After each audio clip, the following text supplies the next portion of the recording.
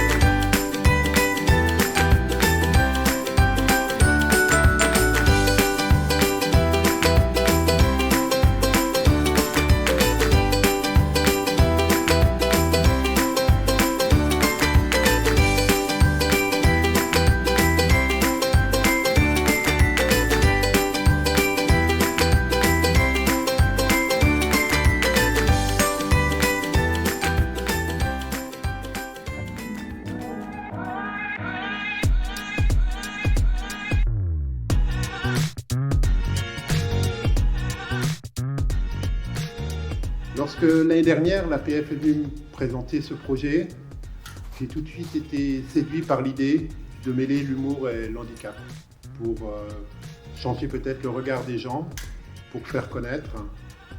Et donc tout de suite, la ville de Yutz a voulu s'associer avec l'APF en proposant l'amphi pour réaliser ce spectacle d'humour. Pour toucher petits et grands, nous avons créé ce festival d'humour. Un spectacle pour les enfants a eu lieu hier et ce soir, pour les grands, 6 humoristes vont se présenter à vous. Ce festival est un tremplin pour des artistes de la scène régionale pour leur permettre d'exercer leur art et assurer le plateau d'humour de ce soir et de financer les actions que nous menons. En fait, moi, je voulais faire carrière dans l'alpinisme, le saut à l'élastique et tout ça. Et puis j'ai fait des essais avec des potes qui m'ont dit non, fais plutôt du one-man show en fait, parce que ce qui compte dans un bon sketch c'est d'avoir une bonne chute. Vous savez, les généralistes dans les petites villes comme ça, on avait 2 maladies, une gastro-entérite ou une rhinopharyngite. Je venais avec la cheville en boitant en me disant oh, c'est une rhino. Ça, c'est une rhino. Alors ce soir, moi j'ai vraiment hésité entre 2 grands thèmes. parler mes enfants ou parler de cul.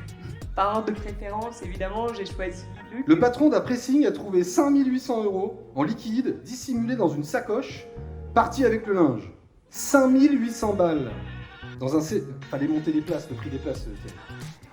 Vous savez, on n'arrive jamais à une soirée, on va voir une fille, on lui dit tu sais, j'ai une acuité visuelle de 2 à l'œil gauche et de 1,5 à l'œil droit. Chaque fois qu'on fait un exo, elle me dit « Mais je comprends rien !» Et quand je lui explique, elle me fait « Ah bah c'est facile en fait !» On dirait un mec devant une machine à laver. « Je comprends rien !» Bah t'appuies sur le bouton « Ah bah c'est facile en fait !»